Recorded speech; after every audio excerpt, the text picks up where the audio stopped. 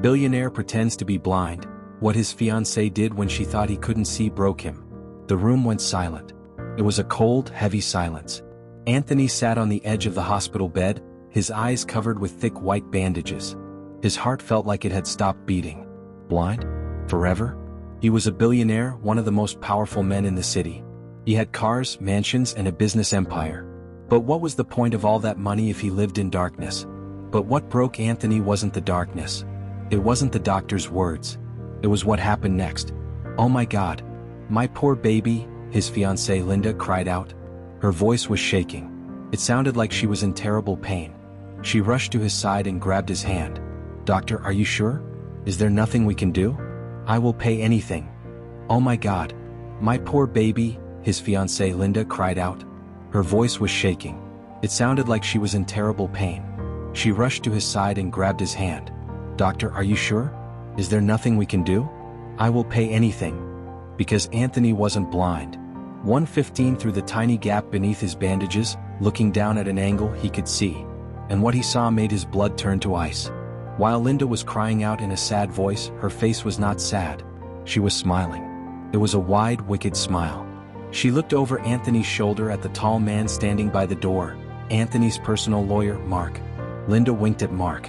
Then she brought Anthony's hand to her lips to kiss it, but at the same time she gave a thumbs up to the lawyer. Anthony felt like a knife had been twisted in his chest. This was the woman he planned to marry in 2 weeks. This was the woman he had given everything to. And she was celebrating his blindness? Hook. Before we continue with this shocking betrayal, tell me in the comments, where are you watching from? Do you think Anthony should confront her right now or keep pretending? Smash that like button if you want to see justice. Let's go back to how this nightmare started. 3 days ago, Anthony was on top of the world. He was driving his black Rolls-Royce down the highway, heading to a jewelry store to pick up a custom-made diamond necklace for Linda. It was a surprise gift for their anniversary. He was humming a happy tune, tapping his fingers on the steering wheel. Then out of nowhere, a truck ran a red light. Crash. The sound was like a bomb going off. Metal twisted, glass shattered into a million pieces, and the world spun violently. Anthony felt a sharp pain in his head, and then everything went black. For 2 days, Anthony floated in a dark, scary place. He could hear voices, but they sounded far away. He could feel pain, but he couldn't move. When he finally woke up in the VIP room of the city hospital, his head was wrapped in bandages. He tried to open his eyes, but everything was blurry and painful. Panic set in. "I can't see. I can't see," he had screamed. The doctors rushed in. They did tests. They poked and prodded. Linda was there, holding his hand, telling him it would be okay. Anthony felt so lucky to have her. She had been his rock for the last 2 years. Or so he thought. But then, a miracle happened. Early this morning, hours before the final diagnosis, Anthony had woken up before the sun. The room was quiet. The nurse was asleep in the chair. Anthony blinked his eyes behind the bandages. The pain was gone. Slowly, he reached up and lifted the bandage just a little bit. A ray of sunlight hit his eye. He didn't see darkness. He saw the white ceiling. He saw the dust floating in the light. He saw the sleeping nurse. "I can see," he whispered to himself. Tears of joy rolled down his cheeks. "Thank God I can see." Just as he was about to wake the nurse and shout for joy, the door handle turned. Anthony's instincts, sharpened by years of tough business deals, told him to freeze. He quickly pulled the bandage back down and lay perfectly still. He heard footsteps. Click-clack, click-clack. High heels. It was Linda. But she wasn't alone. Heavy footsteps followed her. "Is he awake?" a deep male voice whispered. Anthony recognized that voice immediately. It was Mark, his lawyer and childhood friend. "No, the idiot is still out cold," Linda whispered back. Her voice was different. It wasn't the sweet, soft voice she used with Anthony. It was cold and sharp. "God, looking at him with all those bandages, he looks like a mummy. It's disgusting." Anthony's heart skipped a beat. Disgusting? Linda always told him he was the most handsome man she had ever met. "Relax, babe," Mark said. "Just a few more hours until the specialist comes. If he really is blind, we win. If he recovers, well, we have to go to plan B." "He better be blind," Linda hissed. "I can't stand another year of pretending to love him.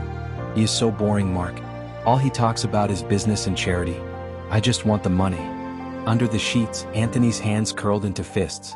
His fingernails dug into his palms so hard they bled. He wanted to jump up, rip off the bandages and scream at them. He wanted to throw them out of the window. But he stopped himself. Wait, a voice inside his head said. If you wake up now, they will just lie. They will say they were joking. You need to know the truth. You need to know how deep this goes. So Anthony lay there. He breathed slowly, pretending to be asleep. He listened as the woman he loved and his best friend laughed about how they would spend his fortune once he was incapacitated.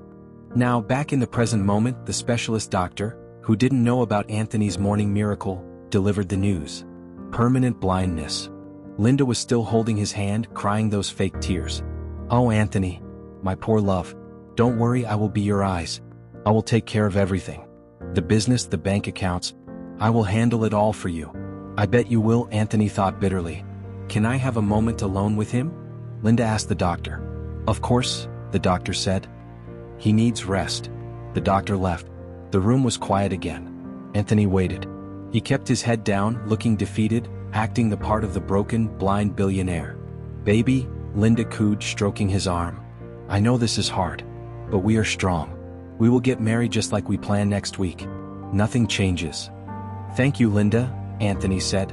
His voice sounded dry and weak. It wasn't hard to pretend. He felt sick to his stomach. I don't know what I would do without you. I feel so helpless. Shoo, don't say that, Linda said. I'm here. Then her phone buzzed. Oh, sorry baby, it's my mom, Linda lied. She must have heard the news. She's so worried. Let me just step to the window to take this. Linda walked to the other side of the room. She thought Anthony couldn't see, so she didn't bother leaving the room. She stood by the window, bathed in sunlight. Anthony shifted his head slightly, peering through the tiny gap in his bandages again. He saw Linda answer the phone. It wasn't a voice call. It was a video call. She held the phone up, smiling broadly. It's done, she whispered excitedly into the phone. He is blind as a bat. The doctor just confirmed it. She turned the phone camera toward Anthony lying in the bed, showing him off like a prize trophy. Anthony lay still, feeling like an animal in a zoo. Look at him, she laughed silently. The helpless billionaire. Now, getting him to sign the power of attorney will be easy.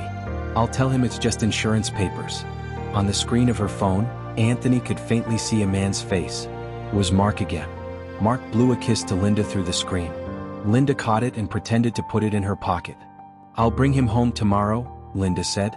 Make sure the guest house is ready. And Mark, make sure you get rid of that other problem we talked about. Now that he's blind, he won't notice if some files go missing. Love you, she mouthed and hung up. She composed herself, put a sad look back on her face and walked back to the bed. Mom sends her love, she said sweetly. She is praying for you. That's nice of her, Anthony said. He felt a rage building inside him that was hotter than fire. He wanted to strangle her. But he knew he had to be smart. If he revealed he could see now, they would just leave. They might even try to hurt him physically. No, he needed to catch them. He needed to destroy them completely.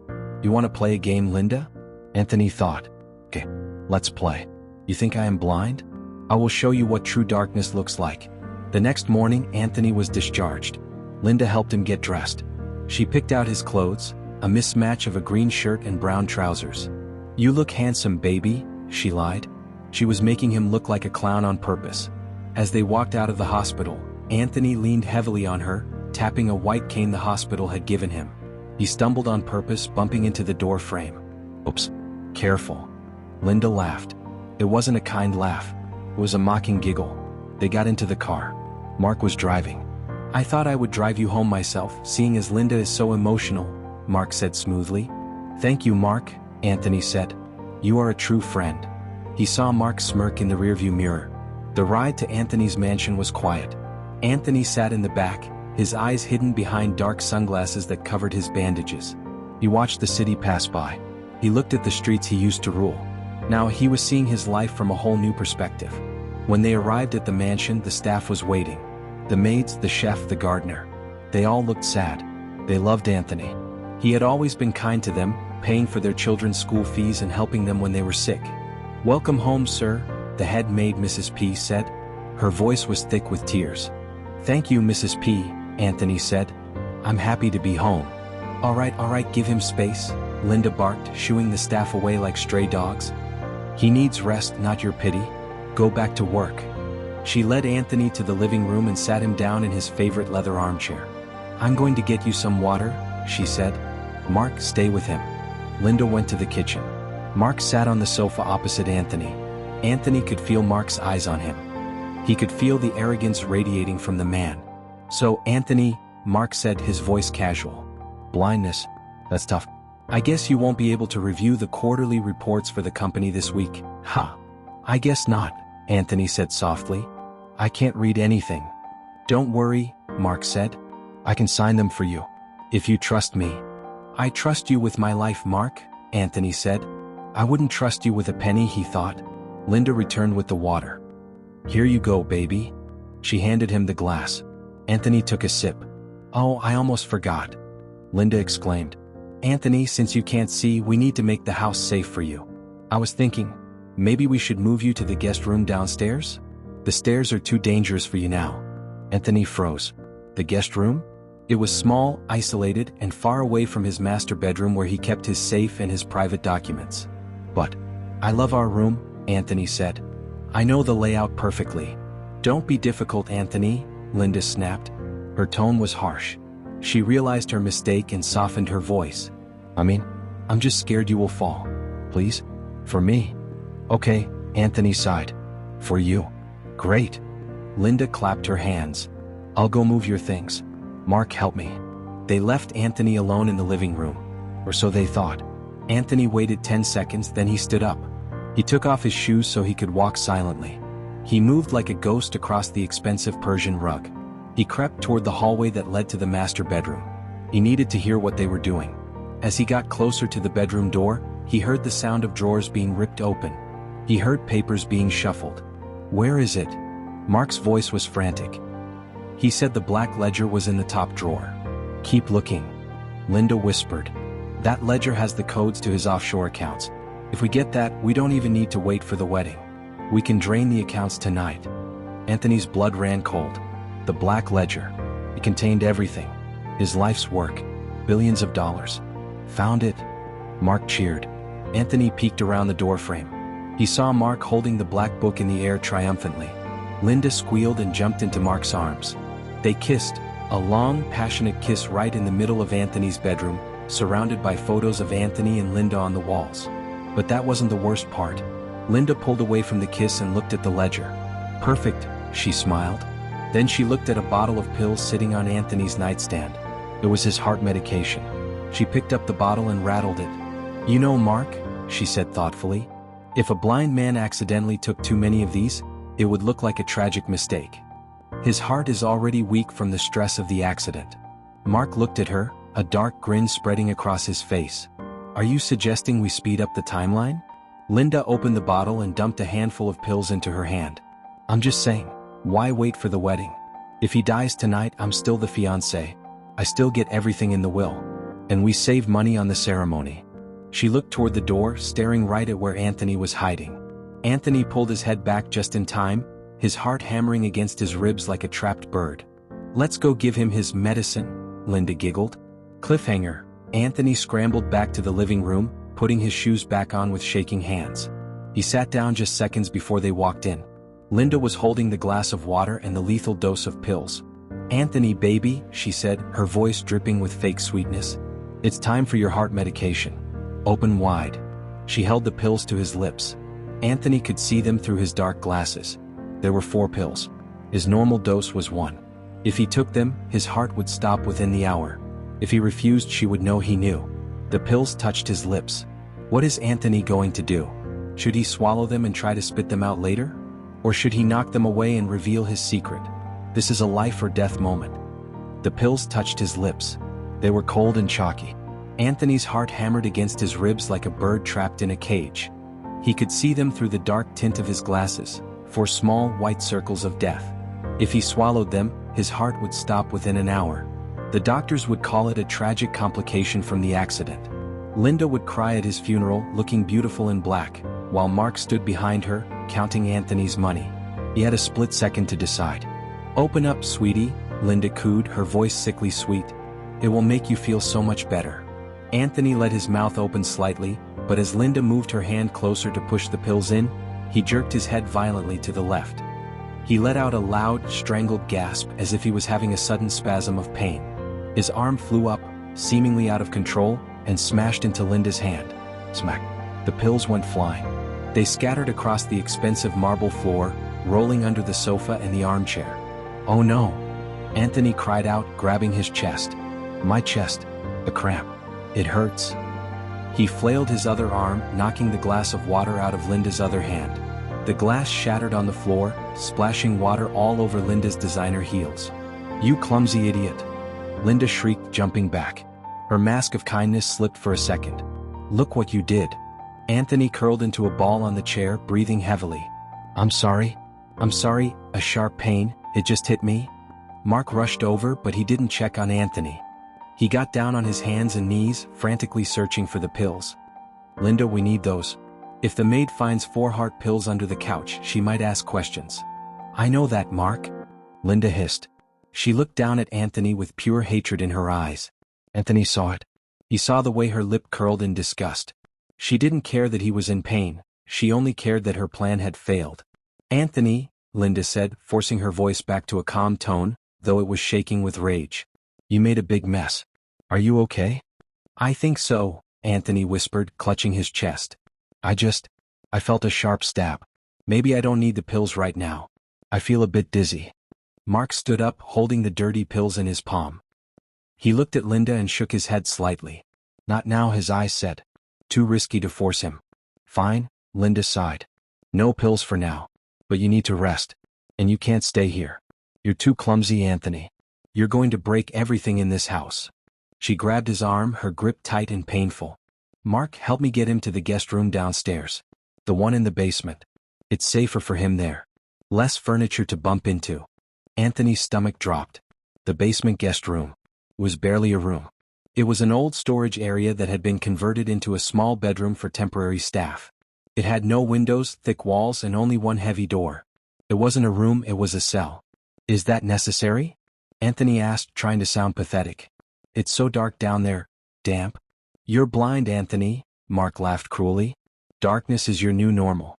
Besides, it's for your own protection." They hauled him up. Anthony deliberately made his legs feel like jelly, forcing them to drag his weight. He wanted to be a burden. He wanted to annoy them. They walked him to the heavy wooden door that led to the basement stairs. As they descended, the air grew colder. The smell of lavender and expensive polish from the main house was replaced by the smell of mildew and old dust. They pushed him into the room. Anthony stumbled and fell onto the small, hard bed.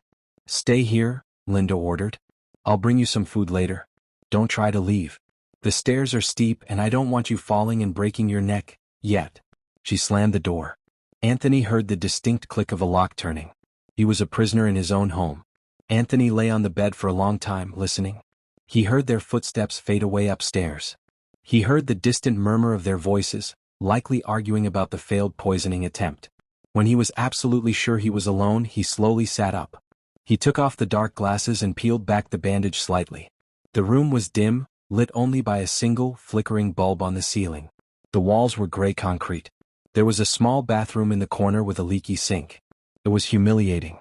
A week ago he was sleeping on silk sheets imported from Italy. Now he was locked in a dungeon. He stood up and quietly inspected the room. He checked for cameras. He checked the corners, the light fixture, the vent. Nothing. They hadn't put cameras down here because they thought he was blind. Why watch a blind man sitting in the dark? This was his advantage. He moved to the door and pressed his ear against the wood. Silence. He needed a weapon. He looked around. There was nothing but the bed and a flimsy wooden chair. He went to the bathroom and looked under the sink. There was a loose metal pipe. It was rusted but heavy. Anthony twisted it. With a soft grunt of effort, he managed to work it loose. He slid the metal pipe under the mattress. It wasn't much, but it was something. Suddenly he heard footsteps on the stairs. Heavy, angry footsteps. Anthony quickly scrambled back onto the bed, put on his glasses and lay down, facing the wall. The lock clicked. The door creaked open. "Here?" a voice grunted. It wasn't Linda. It was Mark. Mark walked into the room and dropped a plastic tray on the small table. The smell of the food made Anthony gag. It smelled like old leftovers, cold soup and stale bread. "Eat up, billionaire," Mark sneered. Anthony sat up slowly, turning his head toward the sound of Mark's voice. "Mark? Is that you? Why am I locked in?" Why did you lock the door? Mark laughed. He stepped closer to the bed. Anthony could see him through the dark lenses.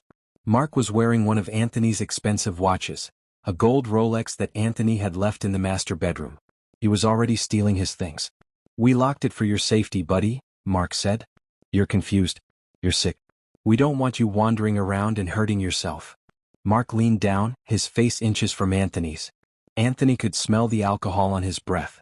They had been celebrating upstairs. You know, Anthony, Mark whispered, his voice dripping with malice. I always hated you. Did you know that? Even when we were kids. You always had the best toys, the best clothes, the best grades. You thought you were so special just because your daddy left you a fortune. Anthony kept his face blank, though rage was boiling inside him. I thought we were brothers, Mark. Brothers? Mark spat on the floor. I was your servant. Mark, get the car. Mark, handle the lawsuit.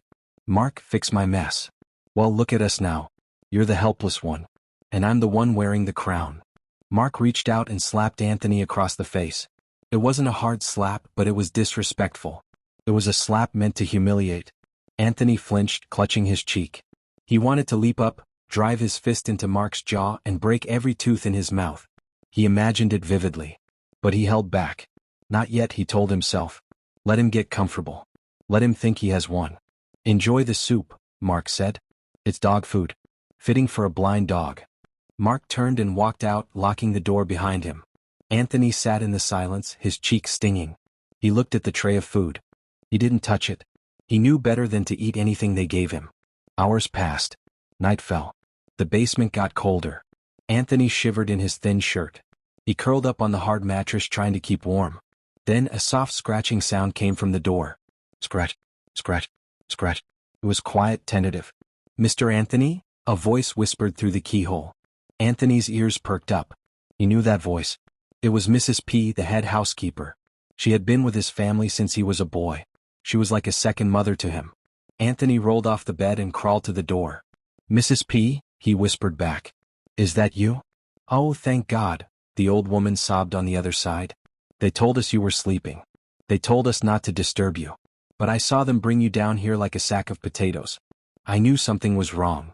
Mrs. P, listen to me carefully, Anthony whispered, pressing his mouth close to the crack in the door. I need you to be brave. Are you alone? Yes, sir. They are in the living room drinking and playing loud music. They can't hear us. Good. Mrs. P, I need to know what is happening up there. Who is in the house? It's terrible, sir, Mrs. P cried softly. Miss Linda fired the security guards, Mr. Samuel and the night watchman. She replaced them with 2 big men. They look like thugs, sir. They have scars and they carry guns. They are standing at the front gate and the back door. No one can come in or out without them knowing. Anthony's heart sank. Armed guards. This was worse than he thought. This wasn't just a theft, it was a hostile takeover. And sir, Mrs. P continued, her voice trembling, I heard them talking. Miss Linda and Mr. Mark. They were talking about a trip. They said as soon as the money is transferred to the Cayman Islands, they are going to fly out. They bought tickets for Friday. Friday. That was only 3 days away. Mrs. P, did they say anything about me? What happens to me on Friday? There was a long silence on the other side of the door. Mrs. P? Sir. Mrs. P's voice broke. I heard Mr. Mark say, we leave the gas on. He said, a blind man trying to cook, tragic house fire. Sir, they are going to burn the house down with you inside. Anthony closed his eyes. A fire. It was the perfect crime. No evidence. Just ashes. Okay, Mrs. P. Thank you for telling me, Anthony said, his voice steady. Now, I need you to do one thing for me. Do not let them know you spoke to me. Act normal. But I need you to find my spare phone.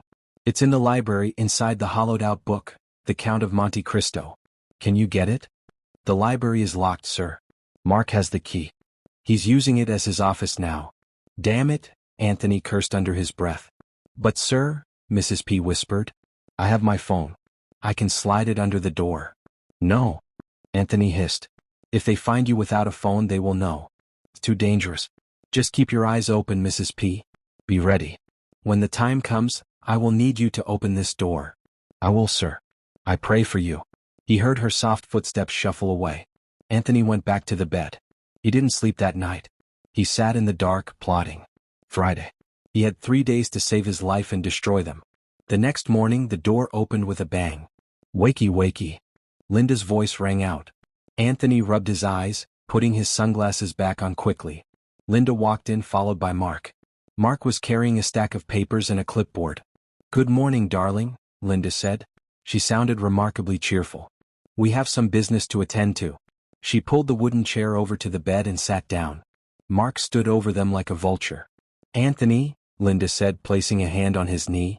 "Since you can't run the company anymore and since your medical bills are going to be so high, Mark and I spoke to the bank. We need to move some funds around to make sure everything is secure. We need you to sign these papers." "What papers?" Anthony asked, feigning confusion. "Just standard power of attorney and some transfer authorizations," Mark said, tapping the clipboard with a pen. "It just gives Linda permission to pay the bills and manage the household expenses." Anthony knew exactly what those papers were. They were deeds transferring full ownership of his assets, his stocks, and his properties to Linda. If he signed them, he would be a pauper within seconds. I don't know," Anthony stammered. "My father always told me never to sign anything I couldn't read. Maybe we should wait until my vision comes back?" "The doctor said miracles happen." "There is no miracle coming, Anthony." Linda snapped, losing her patience instantly. "You are blind. Deal with it. Now sign the damn papers so we can take care of you." She shoved the pen into his hand. Mark placed the clipboard on Anthony's lap. "Sign at the bottom." "Where my finger is," Mark guided Anthony's hand roughly to the line. Anthony held the pen. He could see exactly where to sign. He could see the text at the top of the page. "Irrevocable transfer of assets." He took a deep breath. He started to write. Then his hand jerked. He slashed the pen across the paper, ripping through the page and drawing a long, jagged line all the way off the edge. "Oops." Anthony cried. "My hand, it's shaking. I'm so nervous." "You idiot." Mark roared. He snatched the clipboard away. "You ruined the document. That was the original." I'm sorry. Anthony wailed, rocking back and forth. "I can't do it. I'm too scared." Linda stood up, her face red with anger. She grabbed Anthony by the collar of his shirt and shook him. "Listen to me, you useless burden. You are going to sign these papers tomorrow and you are going to do it perfectly. If you mess up again, I will break your fingers one by one. Do you understand?" Anthony nodded, tears leaking from under his glasses. Yes, I understand. Please don't hurt me." "We need to print new copies," Mark growled. "We have to go to the law firm to get the official seal again. It will take all day." "Let's go then," Linda said, throwing Anthony back onto the bed. "He's not going anywhere." She looked down at him with a gaze so cold it could freeze water. "You better pray your hand is steady tomorrow, Anthony, because I am losing my patience. And when I lose my patience, bad things happen." They stormed out, slamming the lock shut. Anthony lay back, exhaling a breath he didn't know he was holding. He had bought himself one more day. But he had pushed them to the edge. They were desperate now. And desperate people were dangerous. He needed a plan to escape tonight. He couldn't wait for Mrs. P. He had to pick the lock. He reached under the mattress and pulled out the rusted metal pipe. He began to scrape it against the concrete wall, trying to sharpen the edge into a flat point that could fit into the keyhole. Scrape, scrape, scrape. He worked for hours. His hands blistered. His muscles ached. But he didn't stop. He sharpened the metal until it was thin enough. It was late afternoon when he heard the door unlock again. Anthony shoved the pipe under the pillow and lay down. He expected Mrs. P with dinner. But when the door opened, it wasn't Mrs. P. And it wasn't Linda or Mark. Two large men walked in. The hired thugs. They were huge, wearing black t-shirts that strained against their muscles. They didn't say a word. They just grabbed Anthony by the arms and hauled him off the bed. "Hey, what are you doing? Who are you?" Anthony shouted, struggling. "Shut up," one of them grunted. They dragged him out of the room, up the stairs and into the main living room. They threw him onto the sofa. Linda was there. She was pacing back and forth, smoking a cigarette, something she never did in front of Anthony before. Mark was pouring a drink. But there was someone else in the room. A short, balding man with wire-rimmed glasses stood by the fireplace. He was holding a black medical bag. He wore a white lab coat that looked stained and dirty. "Ah, the patient," the strange man said. His voice was oily and high-pitched. "Anthony," Linda said, blowing smoke into the air. "Since you were having so much trouble with your nerves today, shaking and ruining papers, Mark and I decided to call a specialist. This is Dr. Vane." Anthony looked at Dr. Vane. He had never seen a doctor who looked so sinister. The man's eyes were darting around the room, twitching. "I don't need a doctor," Anthony said, trying to stand up. The thugs pushed him back down hard. "Oh, but you do," Mark said, smiling over the rim of his glass. "Dr. Vane has a special cocktail. It's designed to calm the muscles. It relaxes the mind. It makes you very, very compliant." Dr. Vane opened his black bag. He pulled out a syringe. It wasn't a normal needle. It was huge, the kind used for large animals. He dipped it into a vial of thick, yellowish liquid and pulled back the plunger. "It will only hurt for a second," Dr. Vane giggled. "But after this you won't be shaking anymore. In fact, you might not be able to move much at all. You'll just lie there, happy and quiet, while we guide your hand to sign whatever we want." Anthony realized with horror what this was. It was a paralytic. Or a heavy sedative. If they injected him with that, his mind would turn to mush. He wouldn't be able to fight. He wouldn't be able to escape. He would be a living doll for them to use and then discard in the fire. "Hold him," Dr. Vane ordered. The two thugs grabbed Anthony's arms and legs, pinning him to the sofa. "No. Get off me," Anthony screamed. He thrashed wildly, kicking out. He managed to land a kick on Dr. Vane's shin. "You little brat," Dr. Vane yelped. "Hold him still." One of the thugs punched Anthony in the stomach. The air left his lungs. He gasped, doubling over. Linda walked over and grabbed Anthony's hair, yanking his head back to expose his neck. "Do it," she commanded. "Stick him." Dr. Vane stepped forward, the needle gleaming in the light. He aimed for Anthony's neck. Anthony watched the needle coming closer. He could see the drop of yellow liquid at the tip. It was inches away. He had two choices. If he fought with his full strength, using the martial arts training he had kept hidden for years, he would have to reveal he could see. He would have to fight two armed thugs, Mark, Linda, and the doctor. If he lost, they would kill him instantly. If he took the injection, he might never wake up. The needle was 1 inch away. "Say goodbye to your brain, billionaire," Mark laughed. Anthony squeezed his eyes shut behind his glasses and tensed every muscle in his body, preparing to explode into action. But just as the needle touched his skin, boom. A massive explosion of sound came from the front gate outside. Glass shattered. Gunshots rang out. Everyone in the room froze. The needle hovered at Anthony's neck. "What was that?" Linda screamed. "We're under attack," one of the thugs yelled, pulling out a pistol. "Who is attacking the mansion? Is it the police? Is it a rival gang? Or is it someone from Anthony's past coming to collect a debt?" And in the chaos, the needle is still pressing against Anthony's skin. One wrong move, and the poison enters his veins. The explosion shook the floorboards. The crystal chandelier above them rattled ominously, its glass droplets tinkling like warning bells. In that split second of chaos, Dr. Vane flinched. His hand, holding the deadly needle, jerked away from Anthony's neck. It was the only chance Anthony was going to get. "What is happening?" Dr. Vane shrieked, looking toward the window where smoke was billowing in from the front yard. Anthony didn't wait. Still pinning his eyes shut behind his dark glasses, he threw his head forward with all his might. His forehead smashed into the bridge of Dr. Vane's nose with a sickening crunch. "Arg!" Dr. Vane screamed, dropping the syringe. He stumbled back, clutching his bleeding face. The yellow liquid from the needle spilled harmlessly onto the Persian rug, sizzling slightly as it touched the fabric. "My eyes! I can't see. What was that noise?" Anthony yelled, throwing himself off the sofa and rolling onto the floor. He wasn't just rolling randomly, he was rolling behind the heavy grand piano in the corner of the room. It offered solid cover from bullets. "Get down," one of Linda's thugs shouted. He racked the slide of his pistol and aimed at the front door. Mark had dropped his drink. He was cowering behind an overturned armchair. Linda was screaming, her hands over her ears, her face pale as a sheet. "Mark, who is that? Is it the police?" Linda cried. "I don't know." Mark yelled back. "Shut up and stay down." Suddenly, the front door was kicked open. It flew off its hinges with a tremendous crash. 3 men stormed into the living room. They weren't police. They wore dark tactical gear and red bandanas covering the lower half of their faces. They carried heavy assault rifles that looked far more dangerous than the pistols Linda's thugs were holding. "Drop it!" the leader of the intruders roared. He was a giant of a man, his voice sounding like gravel in a blender. Linda's thugs hesitated. It was a fatal mistake. Bang! Bang! The leader fired 2 precise shots. Linda's hired guards collapsed to the floor, groaning in pain, clutching their legs. They were neutralized in seconds. Nobody moves. Nobody dies, the leader shouted, scanning the room. His eyes landed on Mark, who was trembling behind the chair. Well. Hello, Mark. Mark's face went gray.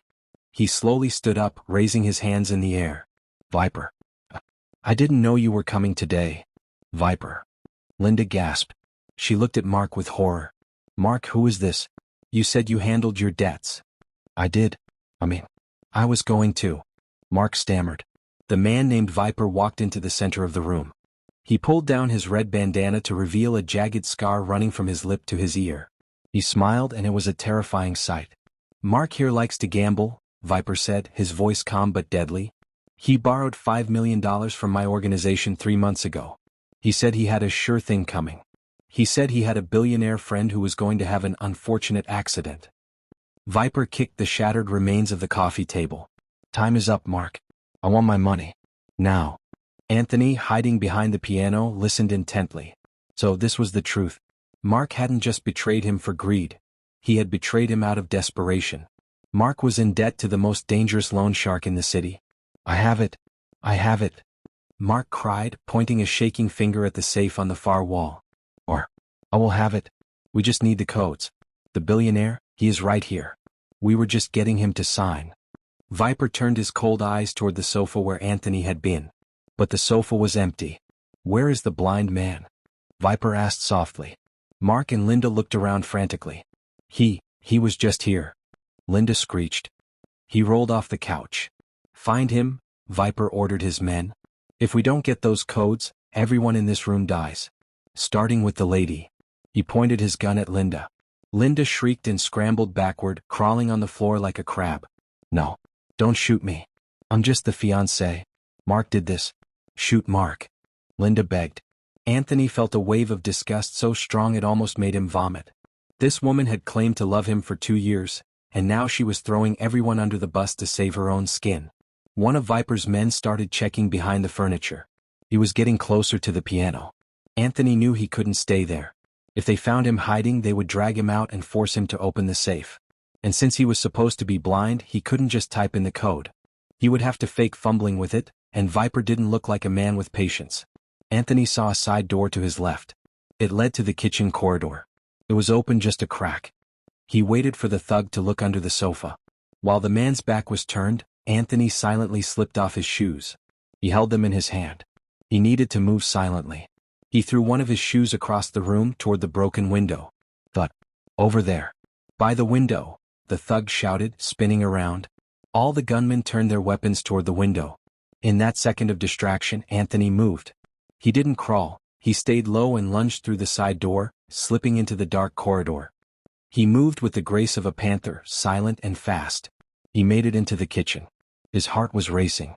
He was safe for the moment, but he was trapped. Viper's men were blocking the front door. The back door was likely guarded too. Mr. Anthony? A tiny voice whispered from the pantry. Anthony spun around, raising his fists. The pantry door creaked open and Mrs. P peeked out. Her face was tear-streaked, and she was holding a heavy cast-iron frying pan. Mrs. P, Anthony breathed, lowering his hands. He hurried over to her and pulled her deeper into the shadows of the pantry. Are you hurt? No, sir. I hid when the shooting started, she sobbed quietly. Sir, those men, they are killers. I saw them on the news. That is the Red Scorpion gang.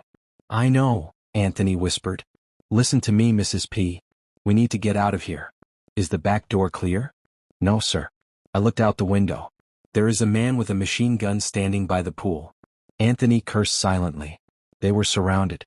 Okay, Anthony said, his mind racing. We can't leave. So we have to fight. Fight. Mrs. P looked at him as if he was crazy. Sir, you are blind. And I am an old woman with a frying pan. Anthony paused. He looked at Mrs. P. He took off his sunglasses. His eyes were clear, focused, and fierce. Mrs. P, he said firmly. Look at me. Mrs. P looked. She gasped. Sir, your eyes. You are looking at me. I can see, Mrs. P. I have been able to see for days. Mrs. P dropped the frying pan. It clattered on the floor and Anthony winced at the noise. Shoo. It's a miracle. Mrs. P whispered, clutching her chest. Oh, praise the Lord. It's not a miracle, it's a strategy, Anthony said. But right now I need you to be my eyes and ears. I need a weapon. Is there anything in the kitchen besides that pan? Mrs. P nodded. She reached up to the top shelf behind the flour jars. She pulled out a small black revolver. Anthony stared at her. Mrs. P, why do you have a gun in the pantry? The neighborhood has been getting rough, sir, she said with a shrug. And I wanted to protect your silver spoons. Anthony almost laughed. He took the gun. It was old, but it looked clean. 6 bullets. That wasn't enough to take out a whole gang, but it was enough to cause a distraction. Stay here, Anthony ordered. Lock this door from the inside. Do not open it for anyone unless you hear my voice saying the password. What is the password? Pancakes, Anthony said. It was his favorite breakfast that she made him every Sunday. Mrs. P managed a weak smile. Be careful, my boy. Anthony slipped out of the pantry. He moved through the kitchen and into the dining room. From here he could see into the living room through the open archway. The scene was chaotic. Viper was holding Mark by the throat, lifting him off the ground. You have 10 seconds, Mark, Viper growled. Where is the money? The safe. It's in the wall behind the painting. Mark choked out. But I don't have the code. Only Anthony has the code. Then find the blind man. Viper threw Mark onto the floor. Turn this house upside down. 2 of Viper's men started heading toward the dining room. Anthony pressed himself against the wall. He couldn't shoot them yet. If he fired, everyone would swarm him. He needed to divide them. He looked around the dining room. On the sideboard, there was a bottle of high-proof whiskey and a box of expensive cigars with a lighter. Anthony grabbed the whiskey and the lighter. He ripped a napkin from the table, stuffed it into the bottle neck and soaked it with alcohol. A Molotov cocktail. Crude but effective. He lit the napkin. The flame flared up blue and orange. He stepped out from the wall, aimed for the hallway away from the kitchen, to protect Mrs. P, and threw the bottle. Smash. Whoosh. The bottle hit the curtains in the hallway. The fire spread instantly, climbing up the fabric and licking the ceiling. Fire! One of the thugs yelled. The house is on fire. Forget the fire. Viper roared. Get the money? But the distraction worked. The 2 men heading for the dining room turned back to look at the flames. Anthony used the moment to sprint across the dining room to the library door. If he could get into the library, he could access the security system panel. He could lock down the house, trap the villains inside with each other. He burst into the library and slammed the door. He locked it. He ran to the hidden panel behind the bookshelf. His fingers flew across the keypad. System reboot. Lockdown mode initiated. Suddenly, heavy metal shutters began to slam down over the windows and doors all over the house. Clang, clang, clang. In the living room, Viper looked around as the house sealed itself up like a fortress. What did you do, Mark? It wasn't me. Mark cried. It's the automatic security. Someone triggered it from the library. The blind man, Viper realized. His eyes narrowed. A blind man found his way to the library and activated a complex security protocol? Viper walked over to Linda, who was shivering in the corner. He grabbed her by her hair and pulled her to her feet. You said he was blind? Viper whispered dangerously. He is, I swear. The doctor said so. Linda sobbed. Blind men don't throw Molotov cocktails and lock down mansions, Viper said. He has been playing you. He has been playing all of you. Viper dragged Linda toward the library door. Mark scrambled after them, terrified of being left alone with the burning curtains. Open this door. Viper shouted, pounding on the heavy oak wood of the library entrance. Inside, Anthony watched the security monitors. He saw them outside the door. He saw the fire spreading in the hallway. He saw the guards outside the house trying to pry the shutters open. He was safe in the library, but not for long. The fire would eventually reach him or they would break the door down.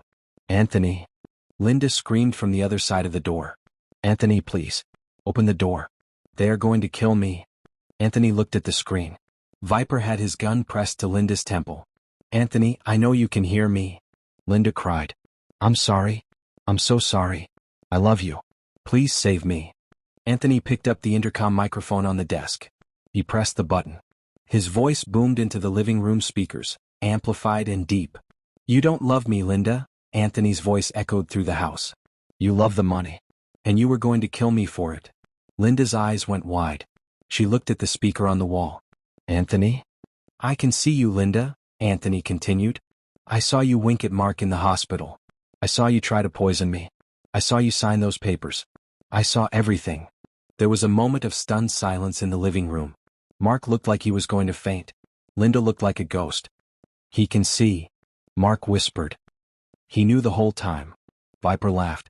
It was a dry, clapping sound. Well played, billionaire. Well played. But you have a problem. You are locked in there and we are out here. And I have your fiancée. She is not my fiancée, Anthony said coldly over the intercom. She is just a thief. You can keep her. Linda let out a wail of despair. No. Anthony, please.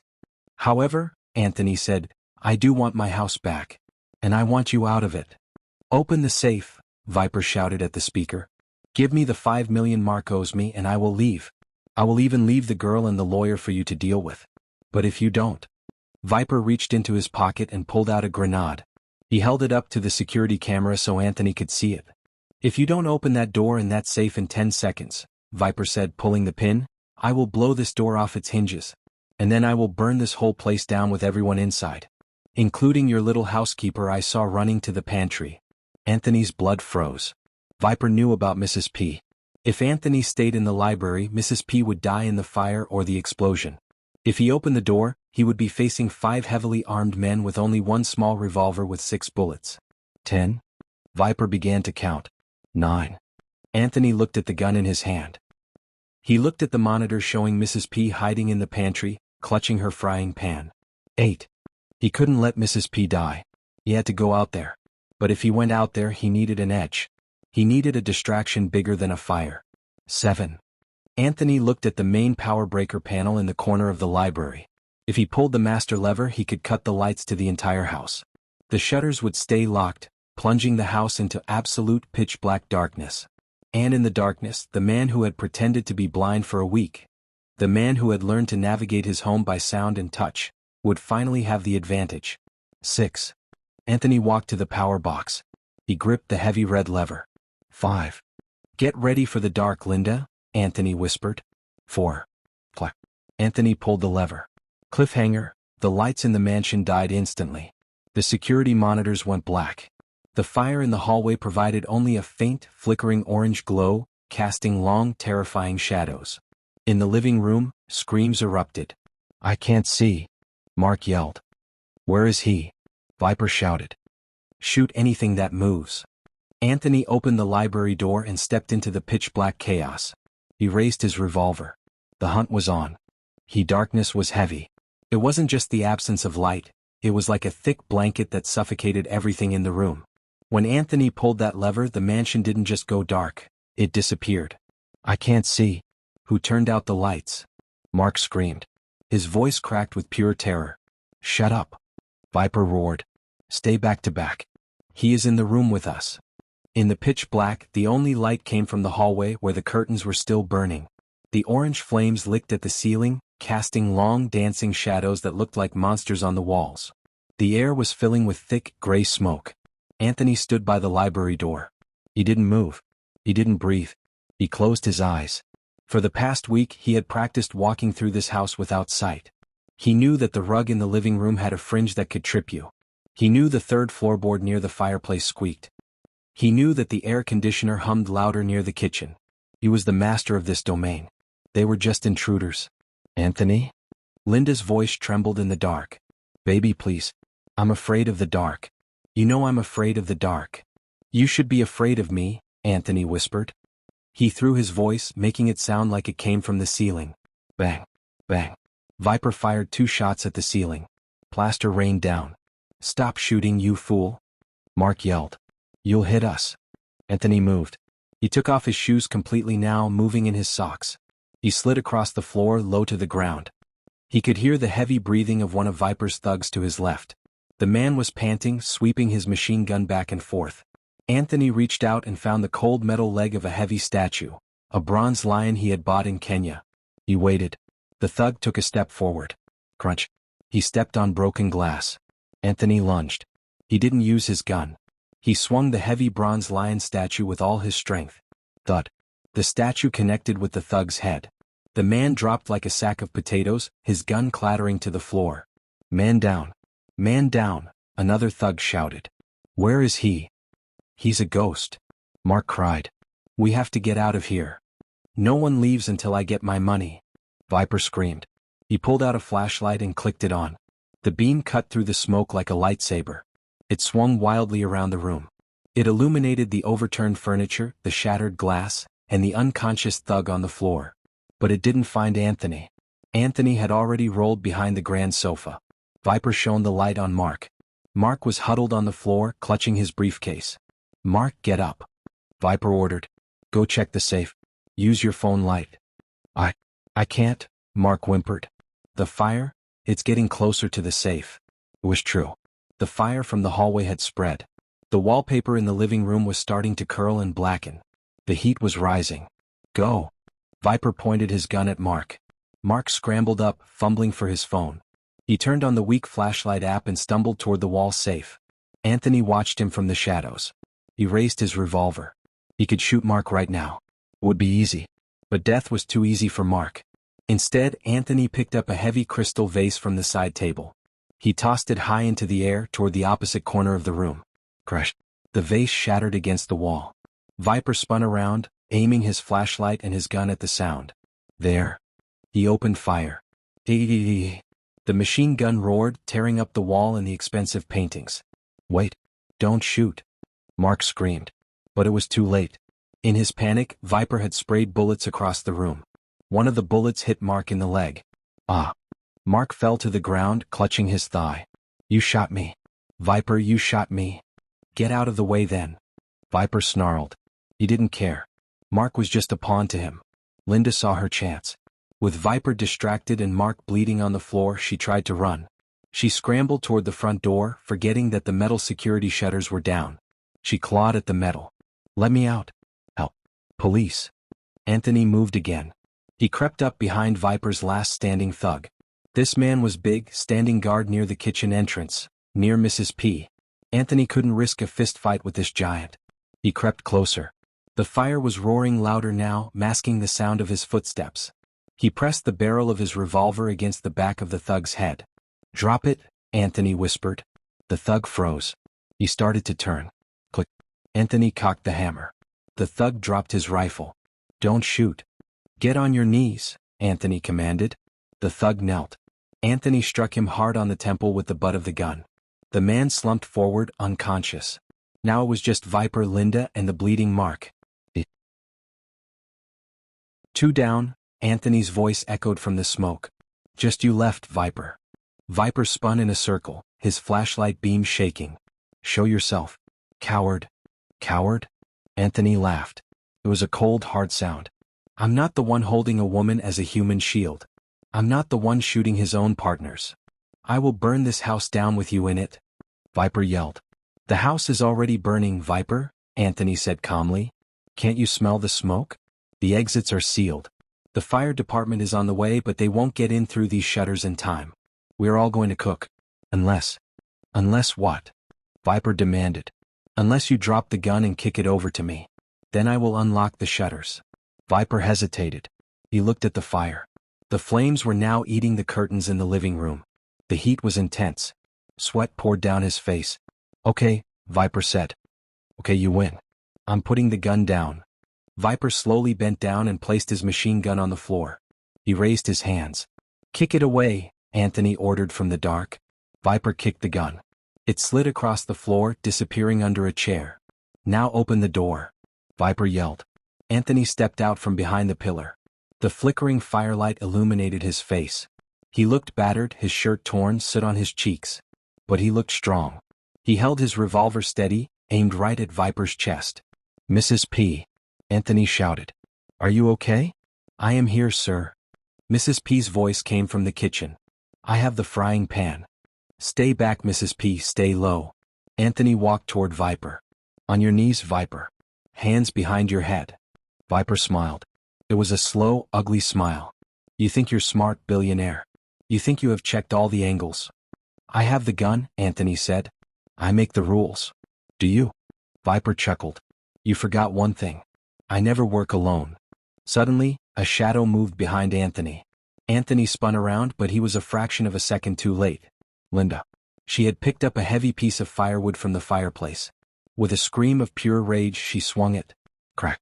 The wood connected with Anthony's wrist. The pain was blinding.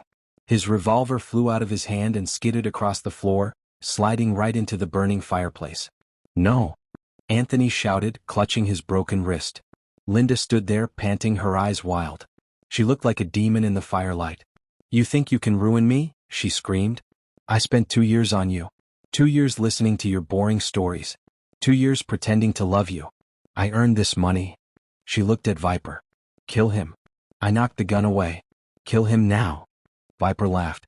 He reached into his boot and pulled out a knife. It was a long, serrated combat knife. "Good girl," Viper said to Linda. "You're vicious. I like that." Viper walked toward Anthony. Anthony backed up, but he hit the wall. He was unarmed. His wrist was broken. The fire was closing in. "Looks like the game is over," Viper said, flipping the knife in his hand. "No more tricks. No more lights out. Just me, you, and this blade." Mark groaned from the floor. "Just kill him and get the money?" Anthony looked around for a weapon. There was nothing. Just the burning furniture and the locked metal shutters. "Mrs. P," Anthony shouted. "Run. Hide." "She can't run," Viper sneered. "After I'm done with you, I'm going to find her. And then I'm going to take your fiancé here and we are going to open that safe together." Viper lunged. Anthony dodged to the left, barely missing the blade. The knife slashed his shirt, drawing a thin line of blood across his chest. He kicked out, hitting Viper in the knee, but Viper was strong. He barely stumbled. Viper swung the knife again, backhand. The handle hit Anthony in the jaw. Anthony fell to the floor, dazed. His vision swam. Viper stood over him, raising the knife for the killing blow. "Goodbye, Mr. Adio," Viper whispered. But just as the knife started to come down, a loud, metallic clang rang out. Viper froze, his eyes going wide. He slowly fell forward, collapsing on top of Anthony. Standing behind him was Mrs. P. She was holding the cast-iron frying pan with both hands, shaking like a leaf. She had snuck up behind Viper while he was gloating and smashed him over the head with everything she had. "I told you I had the pan," Mrs. P whispered. Anthony pushed Viper's heavy body off him. "Mrs. P, you saved my life." "We are not safe yet, sir," Mrs. P coughed, pointing to the room. The fire was now out of control. The smoke was thick and black. It was hard to breathe. The heat was unbearable. Anthony struggled to his feet, clutching his broken wrist. "We need to get out. The library controls. I need to unlock the shutters." He looked at Linda. She was staring at Viper's body, paralyzed with shock. "Linda, move," Anthony yelled. "We have to go." Linda looked at him.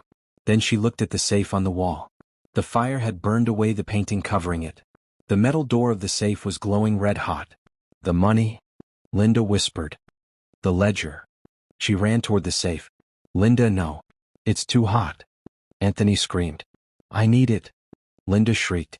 She reached out to grab the red-hot handle of the safe. "Don't." She grabbed it. "SSSZZT. Ah." Linda screamed as her palms burned. She fell back, writhing in pain. Anthony grabbed Mrs. P with his good hand. "Come on." He dragged Mrs. P toward the library. The door was blocked by falling debris. They were trapped in the living room. "The window." Anthony coughed.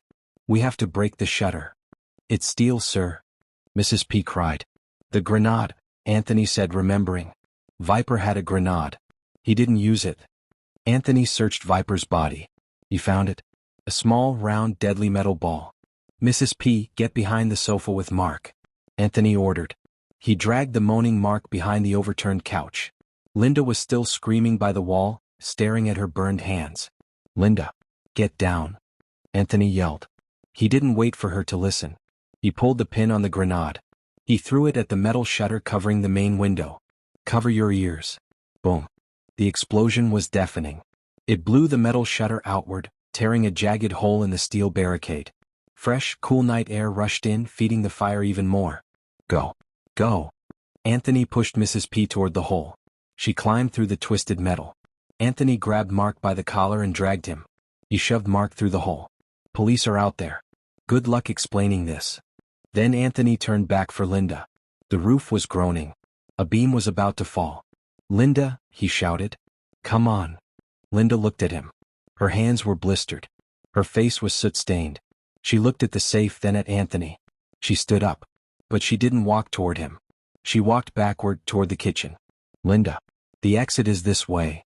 No, she said, her voice sounding strange and hollow. I'm not going to jail, Anthony. I'm not going to be poor. She turned and ran into the kitchen, the one room that was fully engulfed in flames. Linda.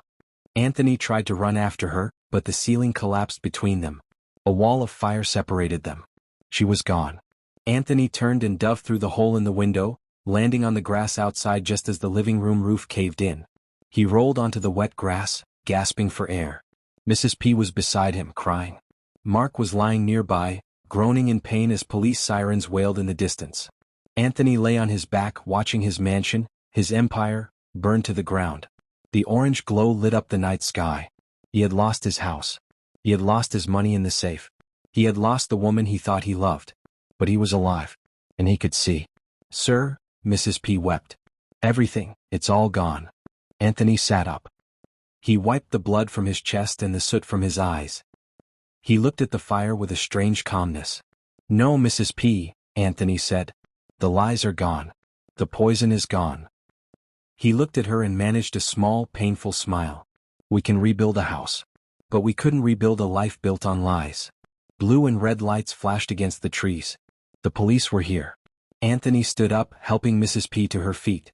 It's over, he whispered. But as he looked at the burning house, he saw something. A figure. Standing in the window of the second floor. It wasn't Linda. It was a man. A man in a suit. Watching. Anthony squinted. The man raised a hand and waved. Then the floor collapsed and the figure vanished into the inferno. Cliffhanger. Who was the man in the window?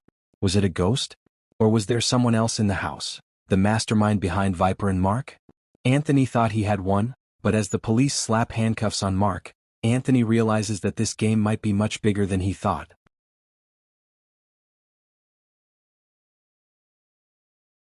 His sirens were loud, but Anthony barely heard them.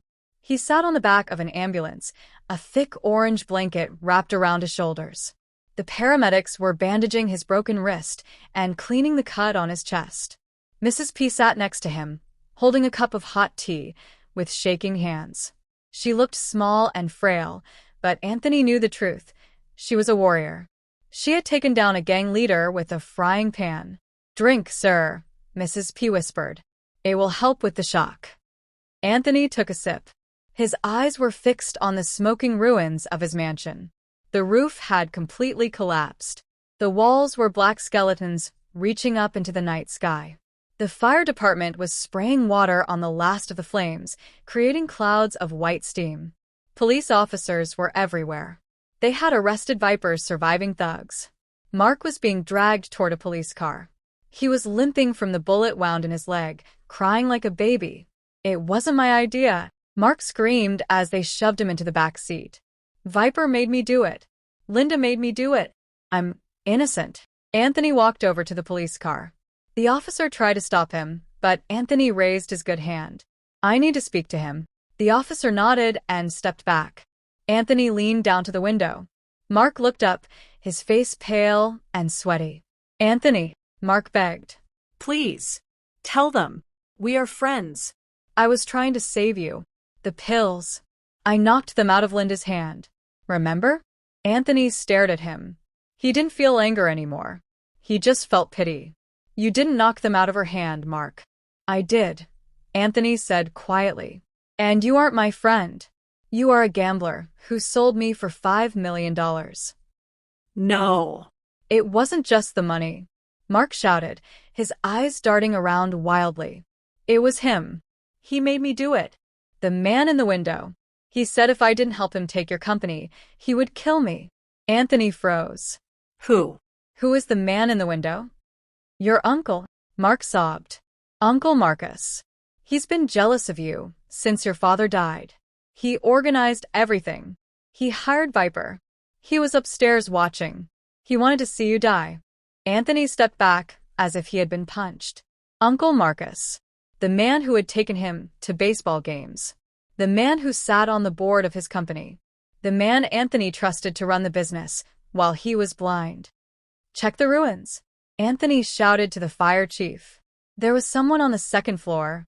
The fire chief shook his head. "Sir, it's not safe. The structure is unstable." Check it. Anthony roared.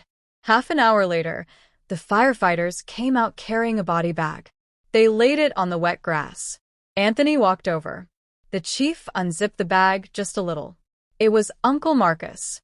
He was wearing his expensive tuxedo, the one he wore to board meetings. He had been trapped in the master bedroom when the floor gave way. He had come to watch his nephew's destruction, only to become a victim of the trap he helped build. Anthony looked at the man who had been his only family left. A tear rolled down Anthony's cheek. Not for Marcus, but for the little boy inside Anthony who had lost the last person he trusted. Greed, Mrs. P whispered, standing beside him. It eats you from the inside out until there is nothing left. And Linda? Anthony asked the police captain. Did she make it? We found a woman near the back kitchen door, the captain said. She was trying to crawl out through the doggy door when the roof came down. Is she? She's alive, the captain said grimly. But she is badly burned. Her hands, well, she won't be signing any checks anytime soon. She is in the ambulance over there under guard. Anthony walked to the other ambulance. Linda was lying on a stretcher, her hands heavily bandaged, her face covered in soot. She looked up and saw Anthony. Her eyes didn't hold love. They didn't even hold regret. They held pure, cold hate. You win, she rasped, her voice damaged by the smoke. Are you happy, Anthony? You have your life. But you have nothing else. No house. No family. No fiancé. You are alone. Anthony looked at her. He looked at the burns on her hands, the price of her greed. I'm not alone, Anthony said softly. He pointed to Mrs. P, who was fussing over the paramedics to make sure they treated Anthony's wrist gently. I have people who actually care about me. People who don't need a payroll to stay. She's a maid. Linda spat. She's family, Anthony corrected. And you, Linda, you are just a memory. The paramedics loaded her into the ambulance. As the doors closed, Anthony felt a weight lift off his shoulders. The toxicity was gone. The lies were gone. 6 months later, the sun was shining on a beautiful new house. It wasn't a mansion. It was a large, comfortable farmhouse in the countryside, far away from the noise of the city. There were horses in the stable and a garden full of blooming flowers. Anthony sat on the porch, drinking coffee. His wrist had healed, though it still ached when it rained. Mrs. P walked out onto the porch, carrying a plate of pancakes. Password. Anthony smiled. Pancakes, Mrs. P laughed, setting the plate down. You know, sir, she said, sitting in the rocking chair next to him. The company stocks are up 20% since you took full control back. The investors like the blind justice story. They call you the CEO who sees everything. Let them talk, Anthony said. I don't care about the stocks anymore. I care about the foundation. After the fire, Anthony had used his fortune to start a foundation for the blind. He built schools, paid for surgeries, and created jobs for the visually impaired. He had turned his fake disability into a real crusade. Have you heard from them? Mrs. P asked quietly. Mark got 20 years, Anthony said, looking out at the green fields. He sends me letters asking for forgiveness. I burn them. And her? Linda is in a prison hospital, Anthony said. She will be transferred to a maximum security cell next week. She will be there for a very long time. Attempted murder, fraud, conspiracy. The list is long. Anthony took a bite of his pancakes. They tasted like freedom. He reached into his pocket and pulled out a pair of black sunglasses, the same ones he had worn during his week of darkness. He looked at them for a long moment. Those glasses represented the worst week of his life. The week he learned that the people he loved were monsters. The week he learned that money attracts wolves. But they also represented the week he woke up. The week he learned who he really was. He wasn't just a checkbook. He was a survivor. Are you going to keep those? Mrs. P asked. Anthony stood up. He walked to the edge of the porch. He looked at the bright, beautiful sun. He didn't squint. His vision was perfect. No, Anthony said. I don't need to hide anymore. He threw the sunglasses into the tall grass. I can see clearly now. He turned back to Mrs. P.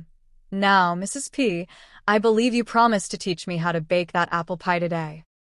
I did, sir, she smiled. But you have to peel the apples yourself. No servants here. Deal, Anthony grinned. He walked back into his house, a home built on truth, not lies. He had lost a fortune in that fire, but he had found something much more valuable. He found his sight, and for the first time in his life, he truly liked what he saw. The end.